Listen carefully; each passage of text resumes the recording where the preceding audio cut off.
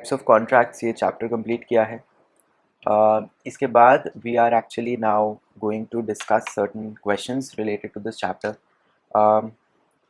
Questions का मतलब direct questions, थोड़े specific indirect questions plus case study based questions, because I always say business laws में it is very important कि हमें पता हो हमें कब क्या लिखना है, कितना लिखना है। और केस स्टडी बेस्ड क्वेश्चंस में जब तक तुमने प्रैक्टिस नहीं कर रखी होगी you won't be able to understand how this is actually working, because it will be difficult for you to identify and memorise सारी केस स्टडीज़ एक साथ। तुम एक चैप्टर कर लोगे, उसकी केसेस याद रह लेंगे, 2 कर लोगे, फिर दूसरे के याद रहेंगे, 3 कर लोगे, 4 कर लोगे। जब सारे चैप्टर्स करोगे धीरे धीरे पीछे वाले भूलते रह जाओगे। इट इज़ वेरी इंपॉर्टेंट कि सबको साथ में लेके चलना है। तो जितनी बार रिवाइज करोगे उतना तुम्हारे लिए अच्छा है, बिकॉज अल्टीमेटली करके ही होगा। There is no other option, कोई शॉर्टकट कुछ नहीं है। हाँ ये ज़रूर है कि कुछ केसेस हैं जो सबसे ज़्यादा प्रोमिनेंट, पॉपुलर, कुछ भी बोल लो, एंड उन्हीं के बेसिस पे ज़्यादातर केस स्टडी बेस्ड क्वेश्चंस होते हैं फ्रेम, तो तुम उनको तो डेफिनेटली करके जाओगे। पहला क्वेश्चन क्या है? Define contract, state the essentials of a valid contract. बहुत सबसे पहला बेसिक क्वेश्चन ही ये बनता है तुम्हारा। तो देखो कॉन्ट्रैक्ट की डेफिनेशन कौन सी लिखनी है, ये चीज़ जो है एक डाउटफुल रहती है हमेशा।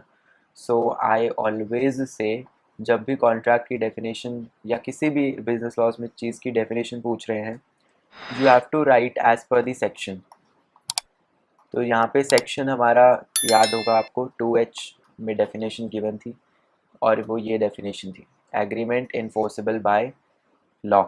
एंड अगेन इसमें 2 चीज़ें आती हैं, एग्रीमेंट और लॉ इन्फोर्सिबिलिटी यानी लीगल ऑब्लिगेशन।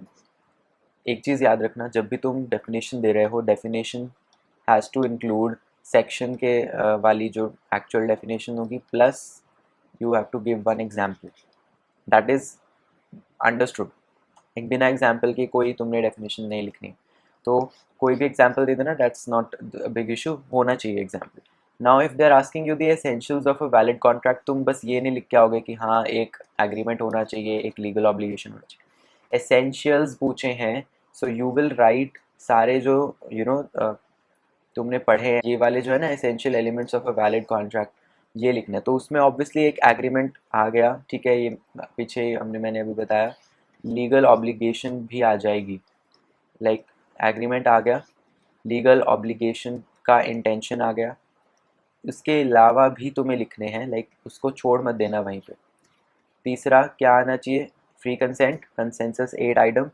उसके बाद there was another which was contractual capacity कि माइनर वगैरह ना हो, and then there should be a consideration, और वो भी लीगल कंसिडरेशन होनी चाहिए, एंड दैट ऑल्सो लीगल या लॉफुल कंसिडरेशन होनी चाहिए, that is another point. Plus there should be an objective which is also legal objective, जिसके लिए वो कॉन्ट्रैक्ट बन रहा है। And then not expressly declared void, कि कुछ ऐसा ना हो जो लॉ की लैंग्वेज में वैसे ही वो है। Also there should be legal formalities जो भी पूरी करनी चाहिए वो होनी चाहिए, and there should be possibility of performance, मतलब इम्पॉसिबल वो ना हो कि पॉसिबल ही नहीं है कुछ होना। ऑल राइट, सो ये सारे जो है तुम्हारे एसेंशियल एलिमेंट्स हो जाते हैं। इसके अलावा नेक्स्ट क्वेश्चन देखो, all contracts are agreements but all agreements are not contracts. बहुत बार करा दिया ये क्वेश्चन।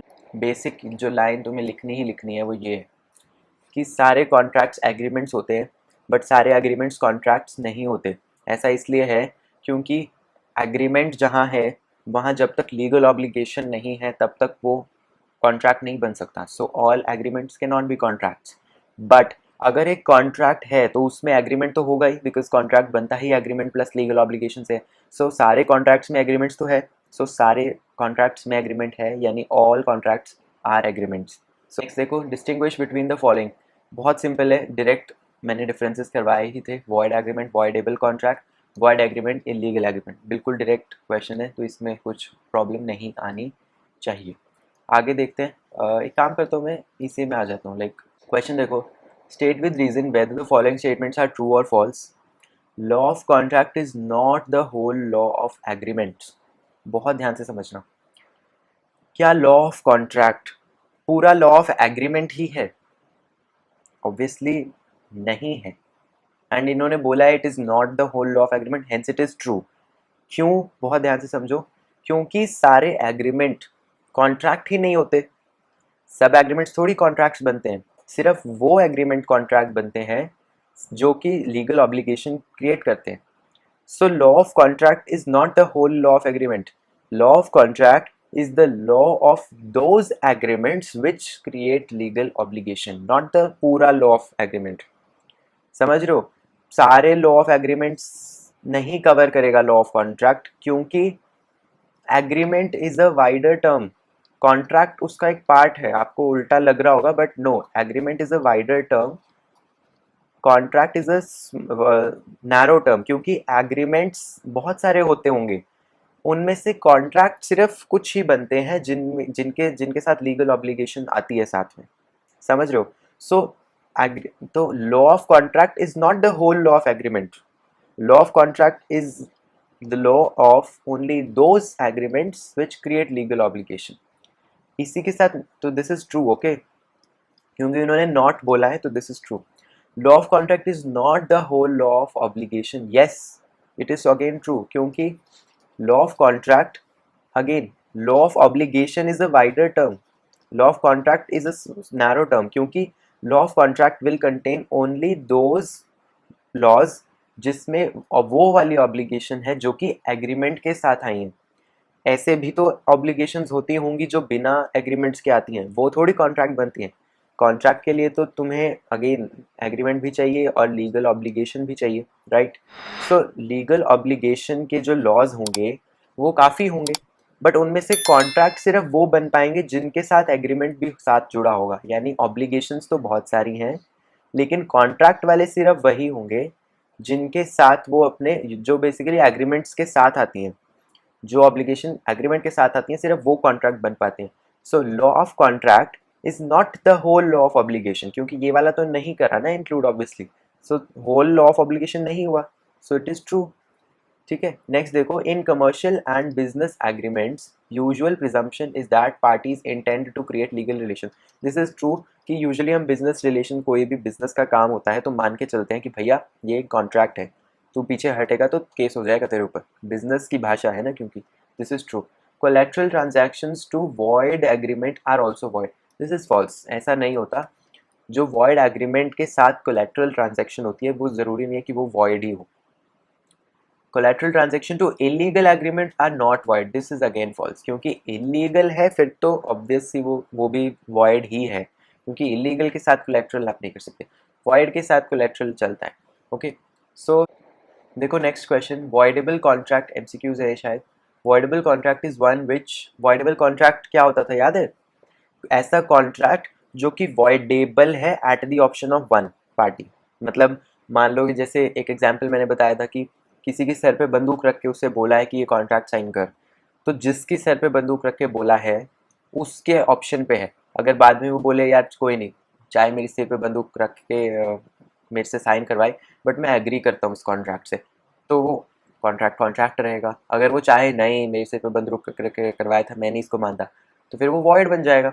सो वॉइडेबल कॉन्ट्रैक्ट का मतलब जो वॉइड हो सकता है eight the option of one party. ये वाला एग्जांपल लेके चलो, तो क्या ये वॉइड एब इनिशियो है? ऑब्वियसली नहीं, it is at the option, शुरू से थोड़ी वॉइड है, नहीं। Is enforced at the option of both the parties? No, only one party, one party के ऑप्शन पे होता है, सो ये भी नहीं। Can be enforced at the option of one of the parties there too? Yes this is true. Is valid in the beginning and becomes void later on? ऐसा थोड़ी है कि शुरू में वैलिड और बाद में वॉइड हो गया, ठीक है, बाद में वॉइडेबल है वो, मतलब वॉइड हो सकता है, सो ये भी नहीं, so C is the answer. Void agreement, void agreement शुरू से ही वॉइड है, right? So this is void ab initio, this is true. बाकी पढ़ने की जरूरत है क्योंकि मैं हमेशा बोलता हूँ पढ़ लिया करो। Enforceable at the option of one of the parties? नहीं, जब वो है ही वॉइड तो कोई भी उसे एनफोर्स नहीं कर सकता, so this is valid in the beginning? No, it is void in the beginning. Enforceable at the option of both the parties? नहीं, वो आप एनफोर्स कर ही नहीं सकते हो शुरू से, this is A. Law of contract is not the whole law of agreement nor is the whole law of obligation, यही सेम चीज़ जो अभी मैंने ऊपर बताई थी। Law of contract is not the whole law of agreement, not the whole law of obligation, तो यही वाले एक्सप्लेनेशन उसमें लिखनी है, ठीक है। इसके बाद हम आते हैं केस स्टडी बेस्ड क्वेश्चंस। अब थोड़ा ध्यान से समझेंगे चीज़ों को ताकि कोई गड़बड़ हमसे ना हो। ऑलराइट, देखो भाई क्या है। A makes a promise to his son to give him pocket money of 1,000 per month. After 2 months, A stopped making the payment. Whether a legally enforceable contract is created. भाई अपने बच्चे के साथ है, क्या intention to create legal obligation था? नहीं था। Okay, so this is no, क्योंकि there was no intention to create legal obligation. क्यों? क्योंकि ये किस टाइप का कॉन्ट्रैक्ट है? एक तरह से फादर और सन के बीच में है, राइट। सो ये एक तरह से क्या है? सोशल एग्रीमेंट बोल सकते हो इसको तुम, सोशल एग्रीमेंट। सोशल अरेंजमेंट्स जो हैं फैमिलीज वाले जैसे होते हैं उनके उनके सोर्स से आया है। A invites his friend to see a picture with him on a particular day at cinema hall, purchases 2 tickets, waits for B at cinema hall, but B does not turn up. Can A sue B? No, there is no intention to create legal relation. Again, it's a social agreement. Same cheese. Friends है ना? Is there a contract in the following case? X boards a DTC bus. Yes, there is a contract. Implied contract अगर आपको याद हो, मैंने बताया था example में। X invites B to see a movie. No, this is not, because this is social agreement. A promises to pay B his son 500 per month as pocket money. Again, no social agreement है, इसलिए नहीं होगा ये। इतना ही था। Alright, so with this हमारा ये chapter complete होता है। आई होप समझ में आया होगा।